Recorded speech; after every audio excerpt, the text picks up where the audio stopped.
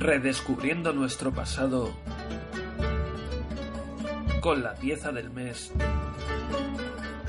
por el Museo Arqueológico Nacional.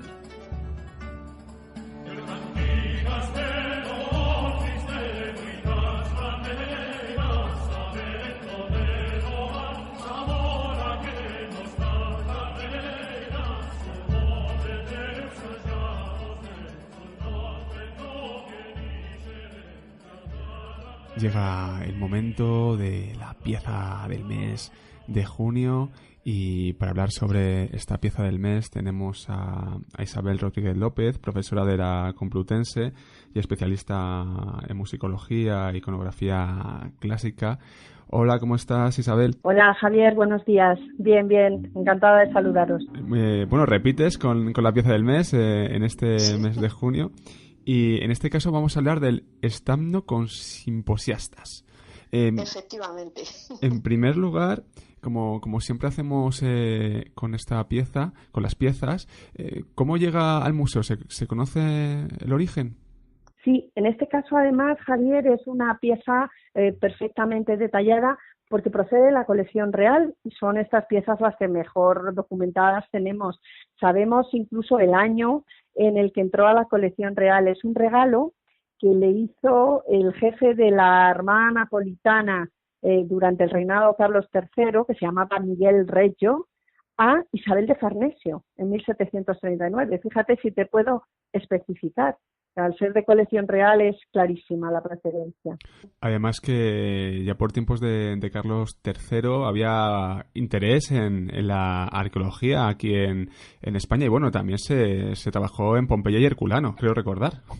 Hombre, efectivamente, somos los pioneros. José de Alcubierre fue precisamente el que empezó las primeras excavaciones científicas, o por lo menos el inicio de las excavaciones científicas, primero en Herculano, luego en Pompeya y en Estavia. Es un aragonés sufragado por la corona española, por el reinado de Carlos III, precisamente. En cuanto a la ubicación, contexto histórico, ¿dónde se ha encontrado la pieza, por tanto? Sí, pues mira, no tenemos constancia en este caso de la procedencia exacta de la pieza. Lo que sí sabemos es que, bueno, se puede fechar aproximadamente en torno al 470 antes de Cristo, que es el periodo en el que está terminando el arcaísmo y está empezando una nueva etapa. Es el primer clasicismo o estilo severo del mundo griego. Y sabemos también, o por lo menos tenemos una atribución aproximada sobre el pintor, que es un pintor de Atenas, se le conoce en la historiografía como el pintor de Goluchov 37, y que, bueno, formaba parte un poco de los círculos de pintores atenienses más importantes. Es un poco como la flor y nata de aquellos pintores junto con el pintor de Berlín y otros de sus círculos. Y además es un pintor que siempre hace temas asociados con el vino, con el simposio. Uh-huh. ¿Qué es el estamno en sí? Pues mira, el estamno es un recipiente que se utilizaba precisamente en estas bebidas en común, en estos simposios, para conservar el vino. No sirve ni para mezcla ni para beber, propiamente dicho, pero es donde se guardaba ya el vino previamente a su mezcla, y por eso suele tener también la decoración con escenas relacionadas con su función, como es habitual. Vamos a esa decoración, a la iconografía, en unas líneas que nos puedes describir. También me decías antes, fuera de micrófono, que hay más de lo que se puede ver en la propia imagen de la página web del museo, claro. Pues sí, la verdad es que es una pieza interesantísima y compleja en cuanto a la interpretación. En principio nosotros lo que vemos, te la describo brevemente, pues son unos personajes, 8 personajes, que están ejecutando unos pasos de danza al son de un instrumento musical, un bárbito, es un instrumento de cuerdas, si quieres luego hablamos de él. Y el aspecto de estos personajes es extravagante, es ambiguo. Parece que son hombres barbados que están danzando y que visten con indumentarias femeninas. Fíjate que llevan largas túnicas, mantos, van descalzos, pero llevan también accesorios femeninos. llevan parasoles, llevan luego la cabeza tocada con redecillas, con cintas, es decir, que tienen una ambigüedad que incluso ha hecho dudar si se trataba de hombres, de mujeres, dudas acerca del mismo género. Realmente son danzantes de ritmo pausado, aunque hay uno de ellos, que está en la cara posterior del vaso, que tiene una torsión de la cabeza muy acentuada y el cuello como hacia arriba, una torsión violenta con los brazos alzados, lo que nos hace pensar que es un danzante extático, es decir, también un poco poseído por la manía divina, por la manía dionisíaca.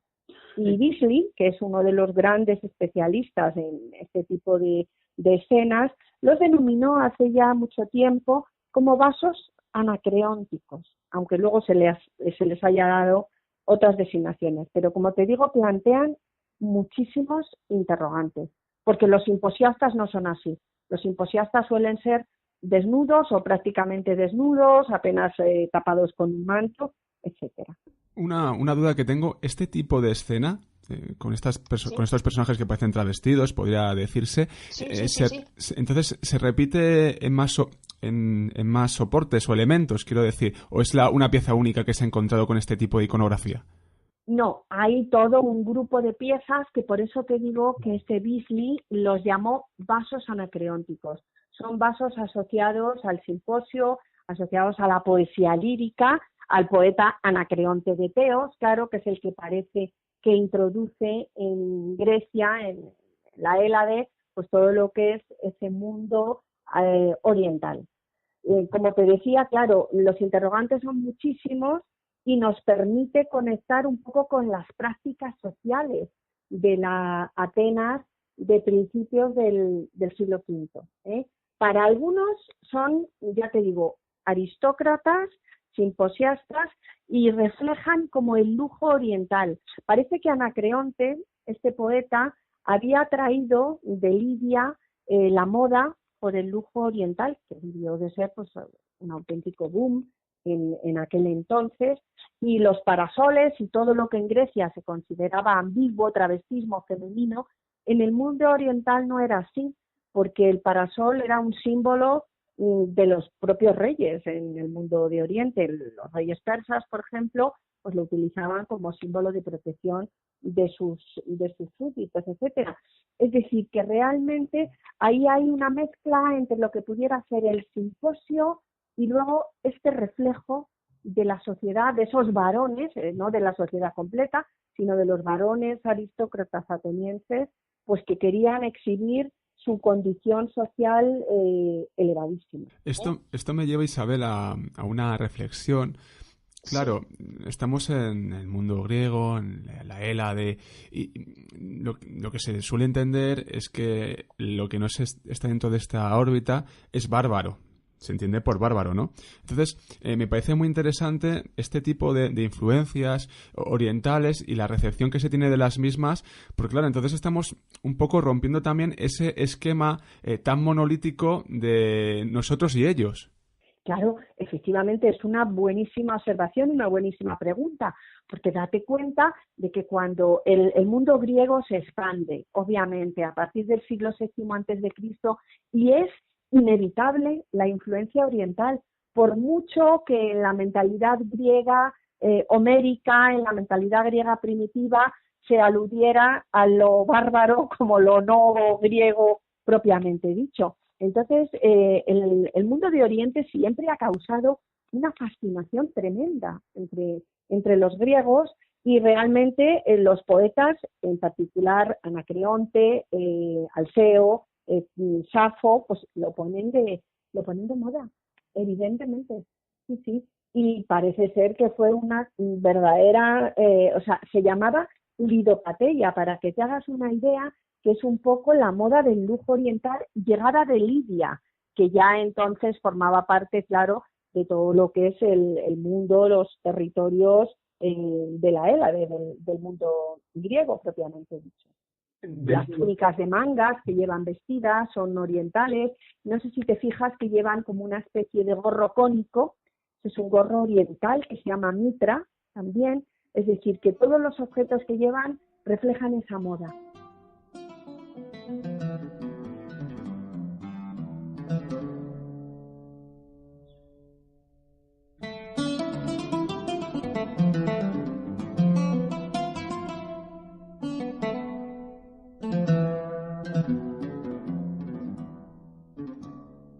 Dentro de esta iconografía hay una serie de elementos que se pueden destacar y que reflejan lo que puede ser un simposio. O no. En el caso del instrumento que apuntabas, cuéntanos. Sí, vamos a ver. Mira, si me permites, te voy a decir solamente, antes de entrar en el bárbito, en el instrumento, que además hay otra interpretación interesantísima, y es la que supone que estos personajes son el reflejo de un ritual no oficial de las fiestas leneas dedicadas a Dioniso. Eran unas fiestas donde participaban las mujeres. Entonces, la interpretación de los estudiosos dice que eran hombres disfrazados de mujeres que hacían burla de las procesiones femeninas. Que en este sentido también señalarte que en todas las fiestas dionisíacas había un travestismo pues bastante frecuente, bastante desarrollado. O sea que tampoco sería extraña esa interpretación. Y bueno, pues te cuento un poquito del bárbito.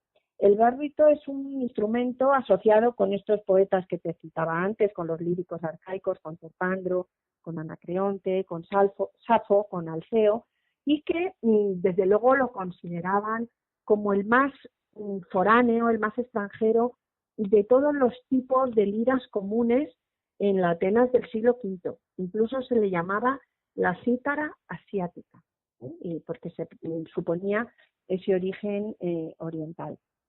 Es un instrumento sencillo porque es como si fuera una lira con un caparazón de tortuga, pero mucho más grande, con unos brazos más altos y con unas cuerdas pues más largas también. Pero digo sencillo en el sentido de que no es un instrumento profesional. Es un instrumento que siempre mantuvo la categoría de instrumento íntimo, relacionado con el género lírico, con las canciones de amor y con el vino, ¿no? Entonces, bueno, incluso la propia etimología de su nombre procede de Oriente. Estrabón, por ejemplo, dice que deriva de la palabra sánscrita barbi, que significa puntear, ¿eh? Y bueno, realmente tampoco sabemos demasiado. Gracias a la iconografía sí sabemos cosas, sabemos que se tocaba con un plectro, igual que la lira. Suponemos que su afinación, bueno, no tenemos idea de la afinación exacta, pero sí suponemos que sería por lo menos una octava más grave que las de otros cordófonos, como la lira de tortuga o la pectis, porque hay algunas fuentes clásicas que así lo indican, pero siempre hay una dificultad de interpretación, una ambigüedad a la hora de escudriñar y de leer las fuentes importantes. Y bueno, la técnica pues, aproximadamente sería igual que la lira, igual que el plectro, podía también puntearse ocasionalmente con los dedos. Sería un acompañamiento lírico también para temas asociados al vino, etcétera. Algunos autores incluso lo mencionan, el mismo Platón en el Critias lo menciona como sonido de fondo para beber y para los juegos de entretenimiento en el transcurso del simposio.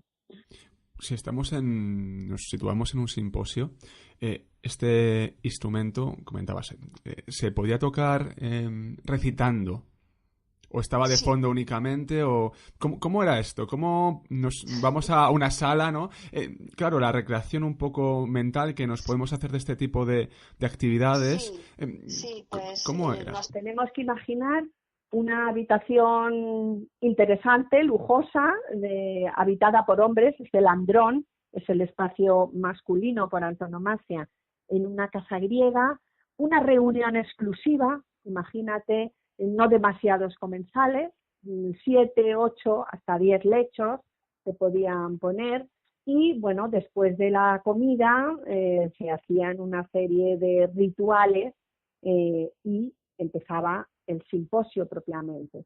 El simposio significa bebida en común o beber en común.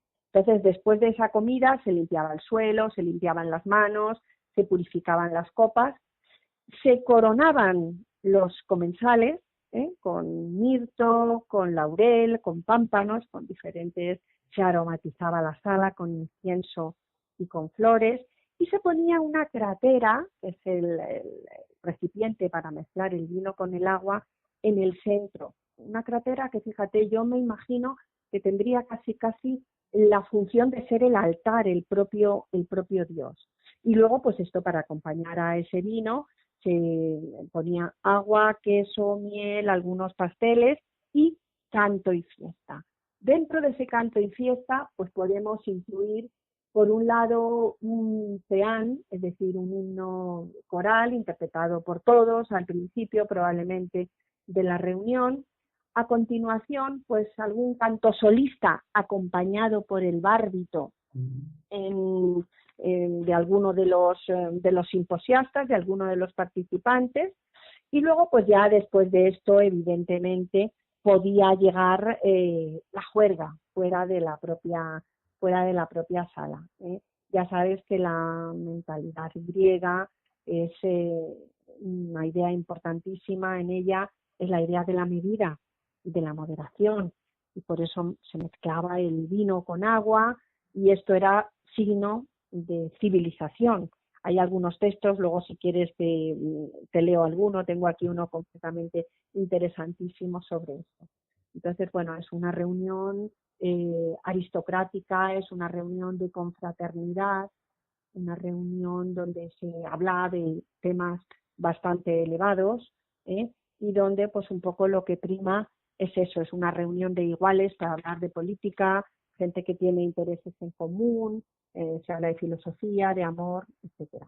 Y luego había otro tipo de música que son la de los profesionales también, es decir, que además de que los propios participantes pudieran interpretar ellos mismos alguna melodía, acompañándose con el bárbito, pues se contrataban auletas, estos instrumentos de viento para acompañar y también para tocar el bárbito probablemente. Me surge otra pregunta que Sí. no sé si ocurría esto, ¿no? Comentabas, se contrata una serie de profesionales para que toquen instrumentos, estamos en unas reuniones, digámoslo así, ¿no? Un poco de élites, no sé, Sí. temas de política que se podían hablar, ¿esto se filtraba? Porque claro, hay una parte de la sociedad que no está dentro de ese juego, está tocando ahí, pero no son gente de la aristocracia, entiendo. Bueno, no solamente que se filtraban, sino que en estas reuniones se formaban círculos de poder que influían muchísimo en el modo de pensar y en la sociedad. Date cuenta que estas reuniones, cuando se generalizan y cuando tienen este carácter, es sobre todo cuando cae la tiranía en Atenas. Y precisamente en ellas, estos varones lo que hacen es criticar muchos de los temas de los poemas líricos que los recrean, están criticando al tirano. De hecho, se dice que surge el género yámbico para criticar al poderoso, al político, y que surge también la elegía para alabarlo. Es decir, son como facciones, un poco de alguna manera, facciones políticas que influyen muchísimo, y el aristócrata rico que tiene la capacidad para organizar un simposio en casa, una bebida en común, pues evidentemente lo que está haciendo es crear pues un círculo de poder. Un lobby, que diríamos hoy, ¿no? Son círculos de poder. Qué interesante. Y en cuanto al texto que nos querías leer, describiendo todo aquello, si puedes proceder, por favor. Sí, mira, si es que es un texto muy interesante porque, como te decía, pues finalizada la reunión seria, esta reunión elevada, pues podía surgir el exceso, la tropelía, y hay un autor que es este Eubulo, en el fragmento 93, nos habla un poquito de lo que podía suceder. Dice así: para los hombres sensatos, preparo solo 3 cráteras. Una para la salud, que se beben primero, la segunda para el amor y el placer, y la tercera para dormir. Cuando se apura la tercera, los hombres sabios se van a casa. La cuarta crátera ya no es mía, pertenece al mal comportamiento. La quinta es para gritar, la sexta para la grosería y los insultos, la séptima para las peleas, la octava para romper el mobiliario y la novena para la depresión, la 10ª para la locura y la inconsciencia. Imagínate.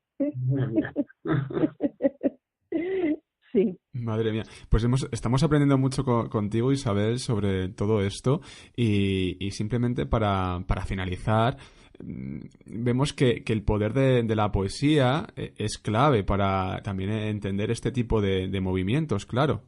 Sí, efectivamente, porque además date cuenta que para que nosotros podamos reconstruir de alguna manera cómo eran estas gentes en el siglo V antes de Cristo, cómo pensaban, pues una de las fuentes más importantes que tenemos para la reconstrucción de la vida privada, esto es un acto de vida privada probablemente, pues sea la poesía que canta temas íntimos, temas de la vida que en este momento preocupaban a los más poderosos, a estos clubes o estas asociaciones, podríamos decir.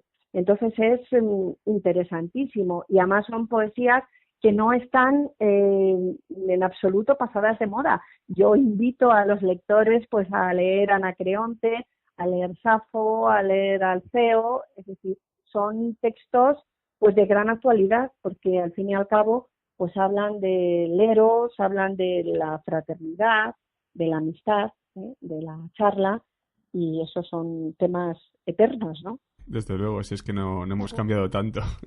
Sí. Pues nada más, Isabel. Bueno. Todos los domingos de junio, la pieza del mes en el Museo Arqueológico Nacional, visita guiada contigo con una explicación mucho más amplia. A las 11:30 los domingos, sala 36, vitrina 36.11. Ahí te pueden encontrar los domingos de este mes de junio. Sí, muy bien. Muchísimas gracias, Javier. Y espero que venga mucha gente a conocer esta pieza. Seguro que sí. Muchas gracias. Hasta pronto. Gracias a ti. Adiós.